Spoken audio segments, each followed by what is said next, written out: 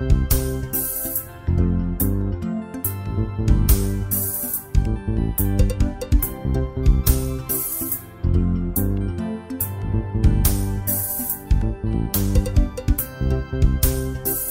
this manner, and we want this to continue so that we continue celebrating the legacies of all these people in the most genuine ways. I thank you all for your presence here. Thank you.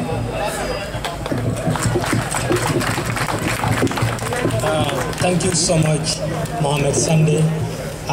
Badimolu ko na fale nyame bimu dumbalati lungolemo mi along fonna mirol samban na badimolu kan meli along e fintita jang pour ka nyim banko banko ya fansoto solo kuruma nyor solo Sande nyor anim victime do mel fana belorin jang lafta badimolu me understand solo la fata bari solo damata kulo kono e niajen ka fo solo ko ka tarara bari ñi manke solo Sande lumo damati ñi mo Gambia be la lungolati ñi mo lungolati mel yalla momo na tara ibata ya jembele maralo kono ala dictatorship kono wala la lumo biti andu nale ñaato janjibe ka fu bayo fana nala ka fo molbe jamel mo victime oldi be konton na be jeyra mba tandele to fana nako nato linte binta tara jang so woto mbadi wol be siring suma mbokki wolofi tay bes la bes bo xamé ñun duñ ko mësa faté sun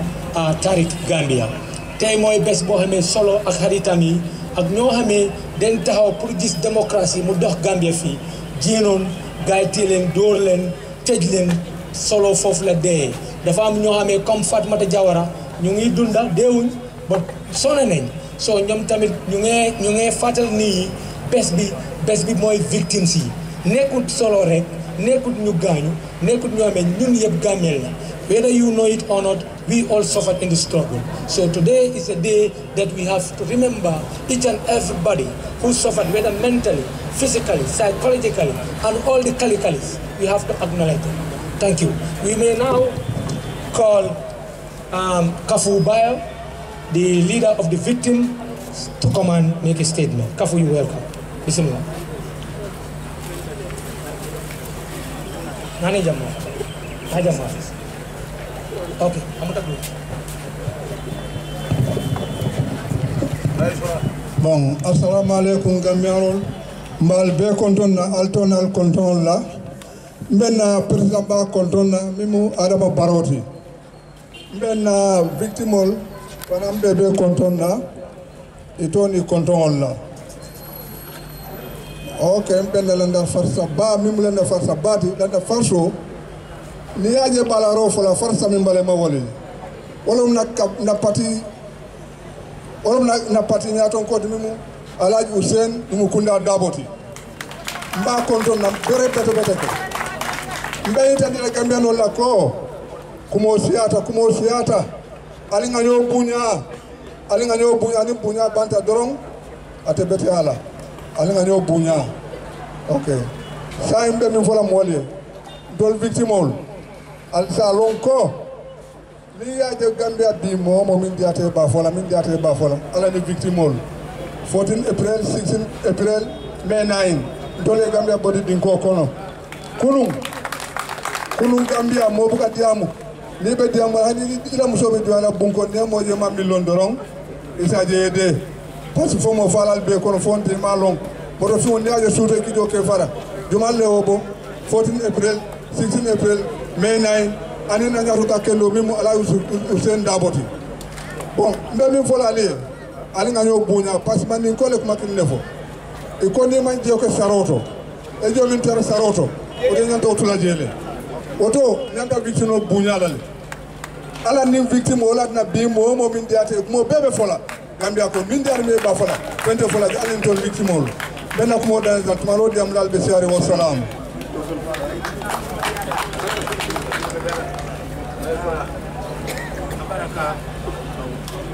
Alia kibal jël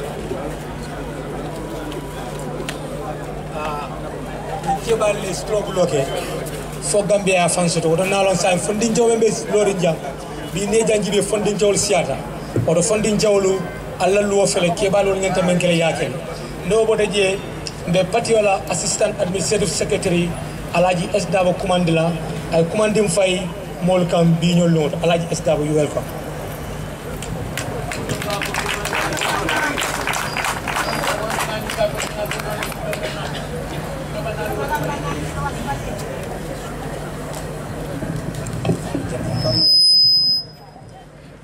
Assalamualaikum badingolo men ben kajang kabo victim sola chairman ola kafu bayola anala molu kanabula Solo Sandem Foundation ani Solo Sandem family molu kanabula United Democratic Party la party leader la ani UDP la executive molu kanabula Madam Fatoumata Jallow Tambajang me yalonko birinyun ko nyin keta ay lodula bata kitiola wato nyin kaje ko to nyaaye sabatindi bala alala la nyinoto o mannake mbal be tentula mbal jayila aleyna menke kanama be kanyum bango nyunto nyine mo sinya sabanjawti barin tol ngada serunela nyine mun na sinya fula nyawti kanyum juralo nyinke nyin juraro nkake April 14 April 16 ani May 9 to yale kamba bari ngamira akambita walale bawo stroglo menketa ñun lungolu wallali stroglo kumfa bari nga kalamda kabrin 1996 Gambia dingol be strogul ci kanne kaje ko democracy and rule of law ay murna ñim bankun kan oto mol men be oke fo ñim molun nata yowol kumfa ngamira ñun juraro nimba ci kan ngam mira ngaw be kala mutale an kamura na hakilo ñun konole Solo Sandeng anko wala mi Solo Sandeng aninga ñowlu men be ko Lamaron men be ko Ibrahima Solo Koroma men be ko Ibrahima Cissé ñun molle mod men yalon ko itambita anin Lamin Manjang menu tambita ko ñin kola bar mol men yalon ko ebe koma alala kitieto ebe baluring hakilo be wol fanan kanne ko wolle fanam molde men yalon ko yaaje ko ñin ketale wol bebe ko konole hanni tere man na jang bayla family natale mbale be tentula mbale jayila ni ku yamilla tali kan Gambia ni ku yalam bim bebe jam bebe ni be ku yaring an bebe jura ce kan mbe duwa ce kan ko nyimmolu alama alaye arjana kallen ke kere yiye ndol menu fanam be jang alama Gambia banko lafta ay kenyamin na nannato fo ala so tembandi Gambia sike bankuti dunia sike geko atemu santi on to dunia nyin kono democracy struggle dawda ni ba cila ikanata wala kamma tumando alabenna na to ba jarala la ba timbandila mbal tentula mbal jayla alla na jang wassalamu ala baraka.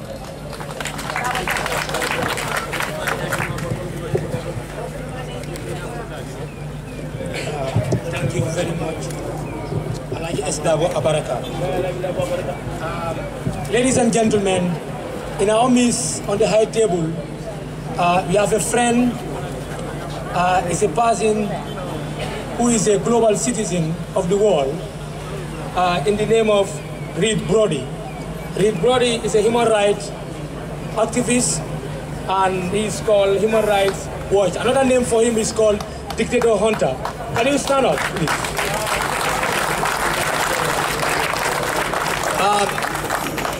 Maybe one day you will come to know him. So he's hunting dictators. So I know Gambia will not be an exception. All right, ladies and gentlemen, I now have the singular honor to invite our former Vice President, Fatoumata Jallow Tambajang, who struggled for this country to be liberated, to come and make a statement to the people.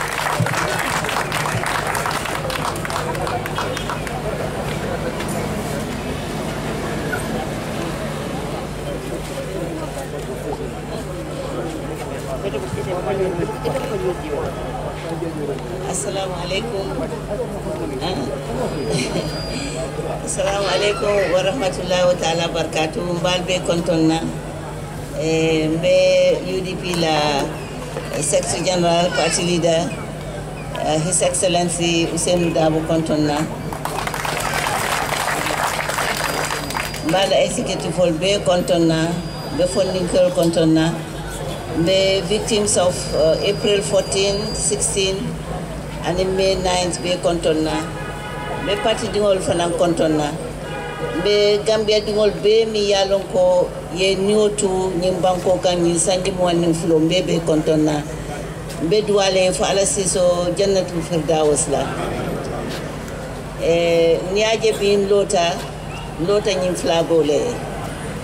Katun May 14 and 16 kabring solo Sunday yol funtita imam funti pati kuola wala tinay mansari pati wala ifuntita Gambia leye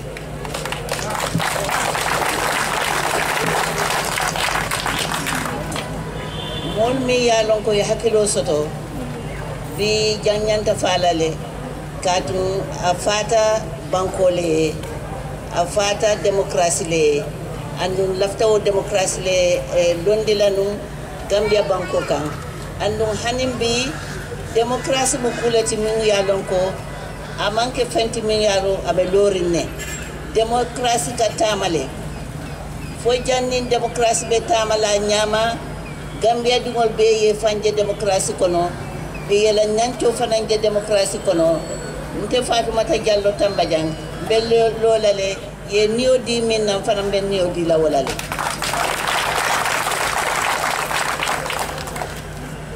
ni lo nyanta juralale du Gambian kol bele nyanta jurala ni tata bankuto mal dole bi nyanta medayo di lale hannata e be la kaburol kono nyanta medayo di lale and coalition 2016 mi yalon kon telo mala chairmanoti wo coalition 16 ye mira le kunu ye mitino soto ye mira ka foko nyantan ni mansakunda e kacha pour juralo ye tambi juralo fanana asike fenti mi yalon ko abe balulale minul yalon ko beleta e nyanta medayo dile lale minul yalon ko be balurin e nyanta medayo dile lale minul yalon ko batata nyin ko kono le e nyanta fenne la mi yalon ko itatale ila alfali la dimbaye minul tu koma wol fana e nyante to potolale kondin kewol niaje kebal be nyatu bi kal dandan ne doron bari bi altol le nyanta lola ali ñoo muta ali ñoo buña ali alfal buña ndele yamaro wato wala ali alfal buña kata social media to ka foko ibe alfal kajafila albe alfal ku momin ko kunatal kono alba fula woman ke siloti mimmo siloti aliye doko ke aliye bundal konkon doko e soto aliye doko ke aliyalla alfal nafa alfal tolfo nam bebe o nafa la kono tatu ni la dimben altolom to la dibat muna digo mimbe min nafa la mo yallon na bang mo malo woto laftale kon nin kewol aliye fulla anin fayda soto aliye nandi robula asa lonkal bota albe bota korda betol to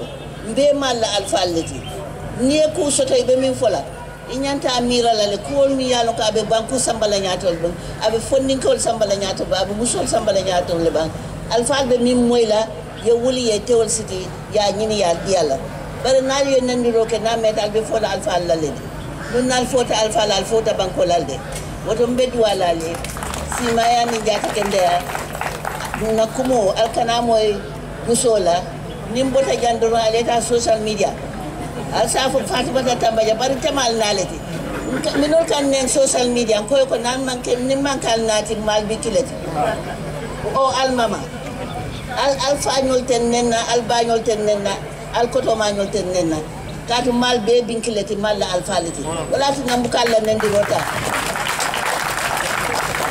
adu ka boje fananta ba ma mu kanyale walti nien nen wala kan nasiwo la fa woto mbal tentula mbal jalla bendi ma kontonna Lord Mayor isi haketu mundi walti nyaaw nya bari nyante bo nyalale yela pala sofa bedwala be ala masandal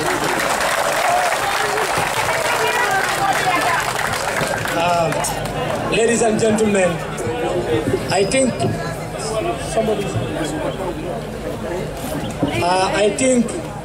mu keba ya nafati keba kuma ta society ya keba kuma ta jere odo nyin keba melialo yi ni la Gambie o tilo la wato ndol fondin je jamal be je mantol je odo alne bunya ibe ko kudo na taraje so nalon ko bi nyollu mu lolti mi alon kan démocratie bambandilem manna ka UDP bambandi manna ka parti kilin sembento ya bar na da Gambia na la démocratie la bambandi andu solo fintita nyen dalilo kan ana teri mañol andu aja farma da tamba jam fanam ani coalition alfal be wultaw men kan wala mu yindi ko kaje ko Gambia la démocratie bambang and never again. Alimbe for never again. Never again. Oto aja fan mana tamba ja banko funding jol be karafari fanamma kaje ko alien tete alien samba silo kan silo me alon democracy be bamban na Gambia abaraka.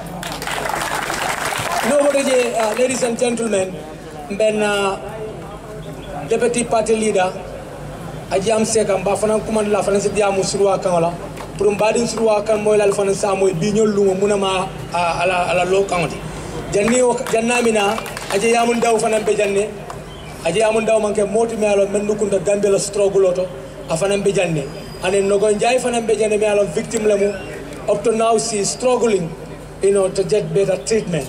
But alhamdulillah kata kolbe ke kan ne kaje ko nyulbe topoto la nyame be mako no la nyame. So woto men deputy party leader fana kumandila ayna kumandim fay mbadin kan suwa moy lalle pour bi ñol lu mel bismillah. Tuwa punya kan ni karam na sawan dia furon men tambila nyato na kulu huwa punya kan ni karam ko ala si yang kuima ko sanne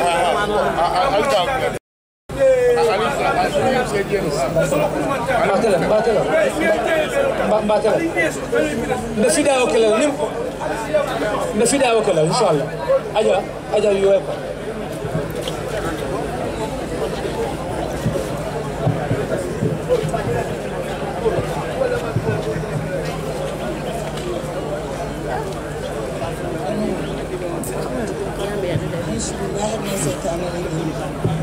Maa sant Yàlla subhanahu wa taala ma julli si Nabi Mustafa sallallahu alayhi wa sallam maa ngi nuyu His Excellency Lawyer Ousainou Darboe nga xam ne mooy leader of United Democratic Party ak secretary general maa ngi ko nuyu di ko gërëm si taxawaayam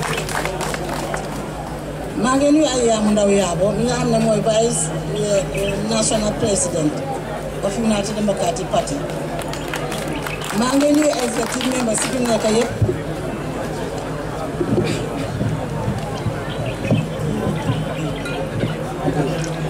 maa ngi nuyu executive members si fi teew yëpp maa ngi nuyu Fatoumata Tamba Jang di former vice president of the Republic of the Gambia maa ngi nuyu victims si 14 April 16 April ak 9 May ñetti façon bés la woon 14 April bu ñoo génn solo sande moo leen jiite woon Lang Marong si la bokka yal na ko Yàlla yërëm solo Lang Marong ñoom Fatoumata Jawara Nogoy Njaay Fatou Camara ak ñeneen bu ñoo génn ñu ngi commencé woon Bamboo ba wes fi taxaw nii di leen ñaanal yal na leen Yàlla yërëm ñi nga xam ne gaañu nañ si waaye ñii démocratie bi ñoo enjoy léegi buñ fàtte ne su fekkoon ne 14 April génn 16 April génn 9 May génn ni kon démocratie bi duñ ko am ni kon benn président Jammeh ngi fi bon 14 April 16 April ak 9 May ñu ngi leen di gërëm kera ba solo sande ba solo sande génne 14 April ñu jot xibaar bi ñu def liñ si def 16 April parti de and secretary general génn ak di most senior executive of United Democratic Party ñu génn Dabo jërëjëf mënuma ñàkk bañ a wax li si mbooloo soo génn woon Dabo lii doo am soo génn woon 16 April yaa si senior members of the executive Dabo lii doo am waaye njàmbaar gi nga am may wax ne ñun sax jigéen ñi nekk si kër sa ganaar génne ganaar su génne ba timis gisuloo ko danga koo toppi uti ko si ku bakken bu am ni liggéey noonu mu génne on the 16 li ko dal yëpp dal ko moo senior members of the executive jërë leen jëf yéene yëpp nag damaa wax su fekkoon ne ñu génn ñoon du ñu am démocratie seen génne bee strength démocratie Gambia bi bon nag kon ñu gërëm leen maa ngi gërëm famille Solo Sandeh di gërëm jabaram ak di whole family parce que ba Solo nelawee benn tey ñu toppa di diisoo United Democratic Party di diisoo Lawyer Ousainou Darboe desaluñ Lawyer Ousainou Darboe gannaaw maa ngi doon seetaan audio bu ñu doon interview jabari Solo Sandeh dégg naa leen sox di gërëm Lawyer Ousainou Darboe waaye Lawyer Ousainou Darboe noonu la war a def su amoon lu ko ëpp sa def ko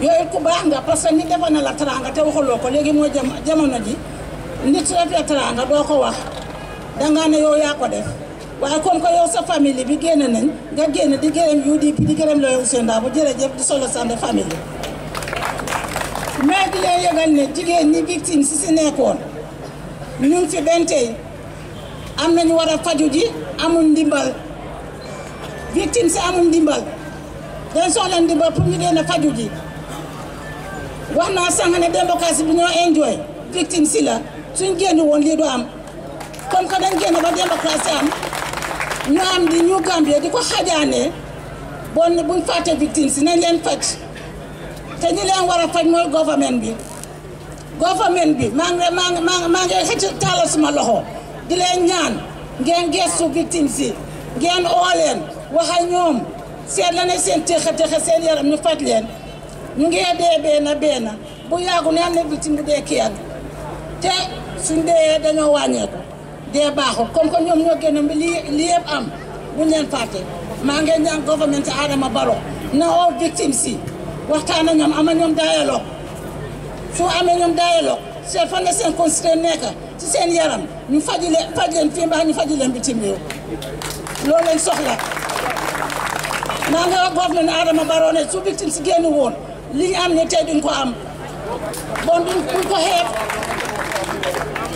xeeb ñoom ñoo tax lii am mënumaa toog te duma ko wax mënumaa gis dégg te waxuma ko ne leen gestu toog ama ñoom dialogue ñu faj leen mu ngi tardé si parce que ñu bare manqué nañ si ñun ma di leen gërëm di leen sant di leen wan ne leen ñun yéen ñun si na ngeen a respect mag ñi nga xam ne ñun ñu ngi mag yéen a war a sol suñu daale yi waaye soo leen yarul doo leen mën a sol suñu daale yi taxaw si géew di xas mag doo mën a jël place si mag foog nga respect mag bu ñaa mag mun laa yërëm jox la place am moo tax may ñaan comme que yéen a war a jël suñu place yi na ngeen ñu respect ndax in future ngeen mën a sol suñu daale yi ngeen mën a yóbbu réew mi maa ngi nuyu loon meyo Talib Bensouda suma doomi boppa la di ko gërëm di ko sant maa ngi wax ne bési tey bii fas nañ du ko célébrer bés bu ñu yàlla moomee fekk célébration bi establish na ba nga xam ne dañ ko bëgg di continuer maa ngi leen di gërëm di leen sant di gërëm Nobo Ndiaye Fatou Camara di gërëm Fatoumata Jawara di gërëm female victims especially May 9 toujours ma wax ne the youngest victim of 2016 is Baby Aisha victime la woon 9 May lañ ko téye yaayam téye papaam bu leen ko fàtte moom itam si victime si la bokka ma di leen gërëm di leen sant di leen ñaanal li ngeen bëgg si réew mi yéen a ko yàlla def ngeen baal ma àq. Thank you. Deputy Party Leader. I think in her speech, she made a very strong recommendation for the government to see how to support the victims, because it's their fundamental right to have better treatment. Health treatment is their problem, as you can see their face. So it's a responsibility of government to support the victims. So it's a strong recommendation to the government of the Gambia to see how to support the victims of all the 10 April, 11 April, or 9 May. And another strong recommendation made by the former Vice President to have a Martyr Day. You know, a Martyr Day is going to be a day that we are going to remember all our fallen heroes and heroes. There are, not only, UDP victims, but all the victims of 22 years of brutality in this country. We should have a day for it, we celebrate it, and we award them. Ladies and gentlemen, in our midst, we have the family of Solo Koroma, Lamaron. They are all present with us here. So we want them to we want to welcome them formally to the ground. The ground is our own ground. They are all welcome. Ladies and gentlemen, we don't want to keep you here for so long. Now we have the singular honor to invite the party leader. At first, he didn't want to make a statement here, but he's so much indebted if he doesn't make a statement here. So therefore he should, because he felt that today is a day for all the leaders. All the party leaders are invited to this occasion, whether formally or informal, because it's a day of Gambians. So United Democratic Party is part of Gambia, it's Gambian Day. So therefore we invite the party leader to come.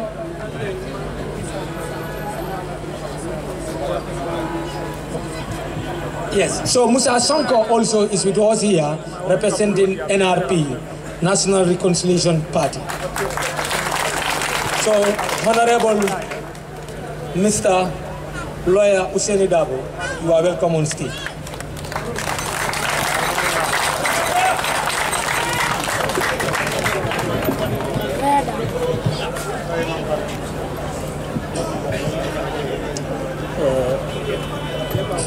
Your Excellency, former Vice President Ajaratu Fatmata Tambajang, Deputy Party Leader and Secretary General of the United Democratic Party, our host, the Lord Mayor of Kanifing Municipality, our friend, the Dictator Hunter, Mr. Rodney, we recognize your presence.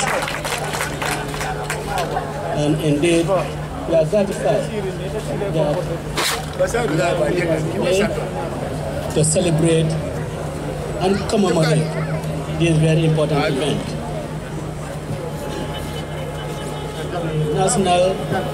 Deputy National President of the United Democratic Party, my fellow compatriots,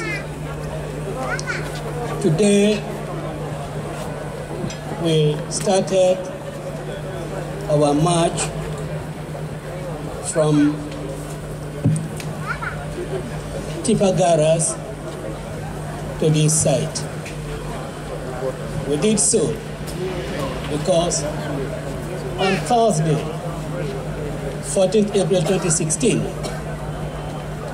Solo Sanden left the UDP Manjai Bureau through Tipagaras, where he was accompanied by a few people to join the rest of his colleagues at Bambo to go on the Freedom March. It was a march that was akin to that of Martin Luther King. And today, 14th April, Sunday, 14th April 2019, we are doing the same march to commemorate and celebrate Solo Sanden and others.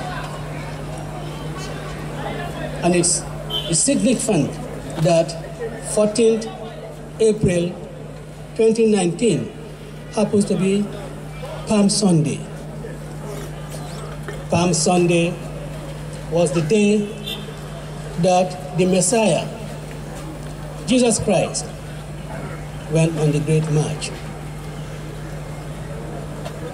to free the world from iniquities. That was the day that Jesus Christ arrested and subjected to some mock trial. It is the cumulative contribution of all these people, including Solo Koroma, who traveled all the way from Sandu, Daslami Sandu, come here. It was their community efforts that led to the liberation of this country, and we are grateful to them. Well, I want to tell the Sandem family, the Sona family, that their son, their brother, their cousin has been in the forefront of this struggle. I have worked with Solo for more than 20 years, and I knew him to be a person of great humility. I knew him to be a person of great dedication. He was a person well focused with a sense of purpose. He has never betrayed anybody. It is often that people would betray him, but it is always the hallmark of an accomplished person that would never be deterred by betrayals. He always fought on and pushed on. Otherwise, the events of 14 April 2016, the arrestees would have been of a greater diversity, but it was only Solo and his UDP cohorts. Indeed, the event on that day was one embarked upon by Solo as a member of the United Democratic Party, pursuing a national agenda.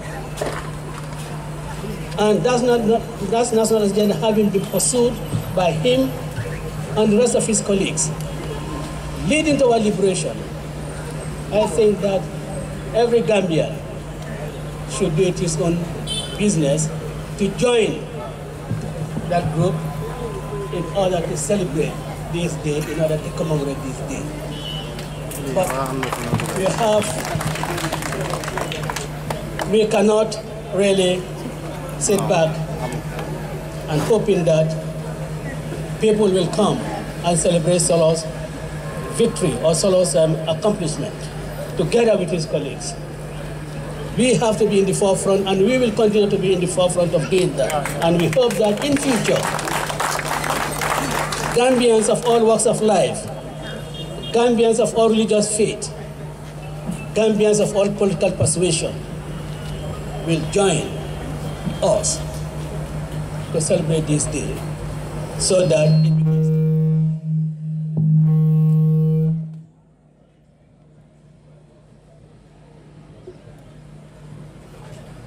for it to be a national day, but we will not.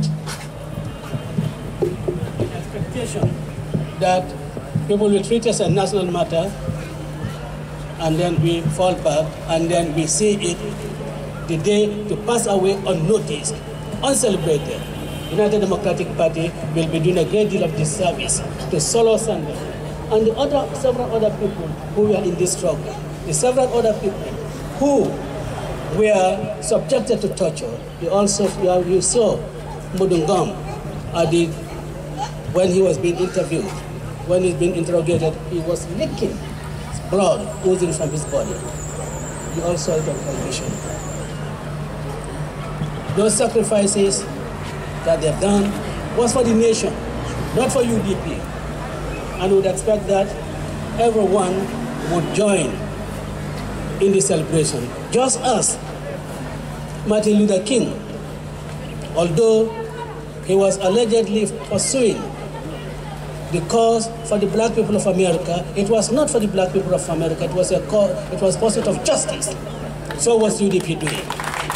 So we should all make it as a business and not consider this as a UDP affair. We could come in our yellow collar to demonstrate our unflinching affiliation with Solo Sunday.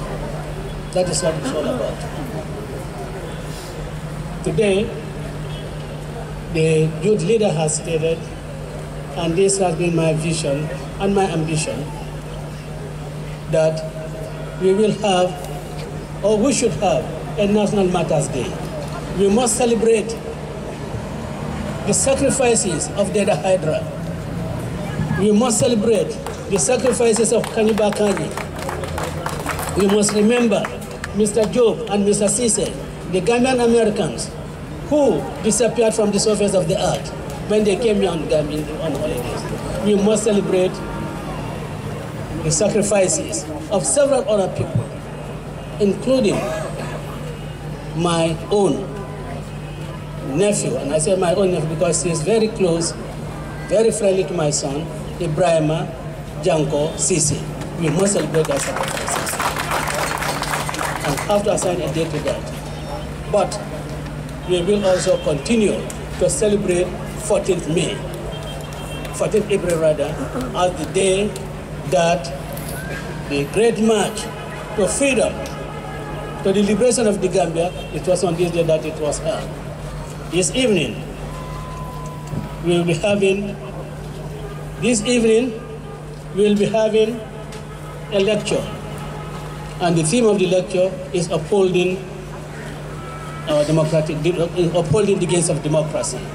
And it is quite an appropriate theme because we have distilled a dictatorship and installed a democratic society. That is a great gain. How do you go about to uphold those gains? How do you go about to ensure that the gains of our democratic gains are not dissipated? I'm sure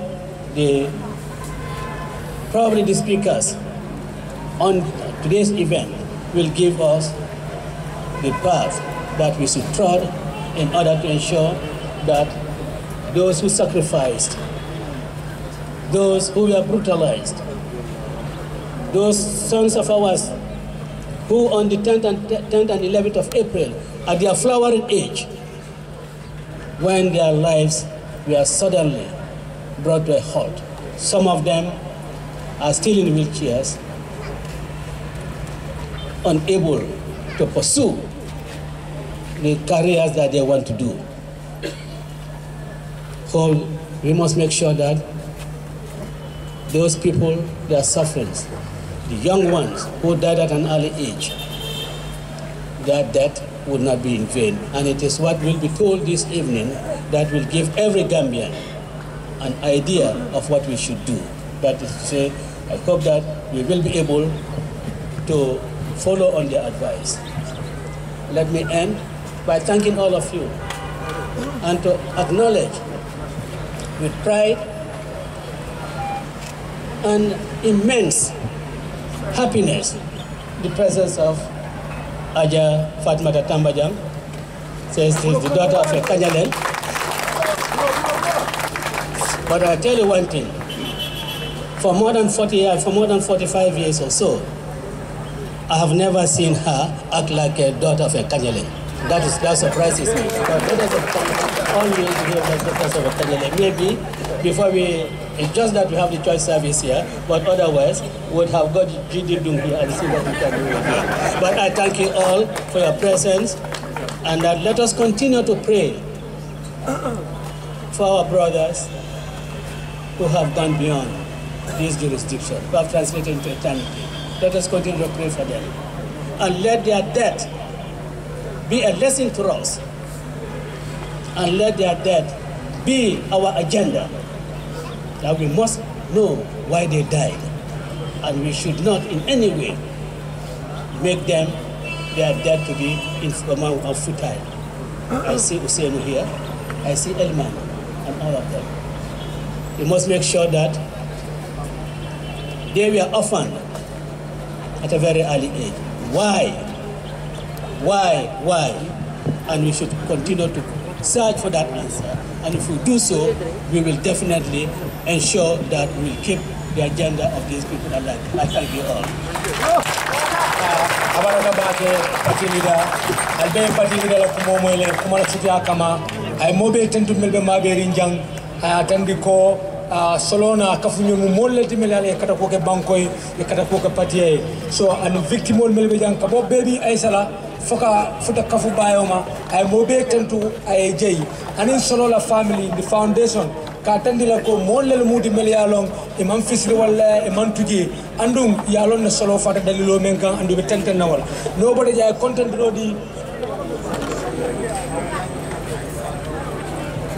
so I tend to rough than the Molika Melialon B, Ibodela Bolcono, Kafuta and Katandico, Nimu Bancola quality. But UDP is a $2 comma, Ni Solo Sande Kobe caring for a Tambinato because Nimoke or a Solo Julo Betarlela. Kandum Kulinata Nyame, but Okama B, Nimo Moje, UDP, the Munkodu, or Tambinato, or the Solola Kano, Anila Badia, or Kamawale or Sabu. But among Yintiko, into the Maltam Solo. But Mandinko con Kayanta, but Dola Tabam. For the B UDP Monkey Motimi along is Solo Coco, the enter biology. No for Nampotaji, I tend to rough Tandi Bake Memuna former Vice President member Maberinjang, Komusola Mumia along, Abe Gambia Koda Malto, Kajako Gambe Tanyabo. But Jakali Kilina Muta, Ko Sanjita Nan Ninfeng, Amaji Kanyale Manal. From the Michael Dilla Bernalo Church Service Lebeja, known that Kanyale Donkilo Dolale, Bay saying Yola, Namama Yola Nalon Kanya Diamenti. Mbadi wol mbalbe tentu la mbal jela ben executive of canton na melbe be mabe ri na honorable anim banko mobe ke la wato tinya ka mabe fejang pour kaje ko Gambia la fan soto ta nyaato woto Gambia nolu alimbe ya fako denke never again ka assembly ka no kachandi ka tonya fo nyoen kana nyo filindi fitino na bondinda maltem we must pursue for justice. Justice delay is justice denied. Balbe Tendula, Baljela, on behalf of the youth wing, Bafra Ala Baraka, Ali Dampuma, Ularo Mentutaje, Ularo Mentutaje Memorial Lecture. Memorial Lecture, go to the Metis Hotel, opposite Maron Supermarket.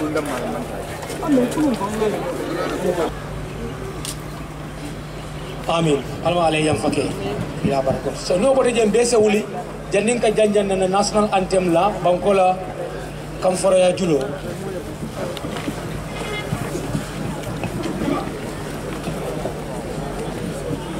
After the count of 3. 1, 2, 3.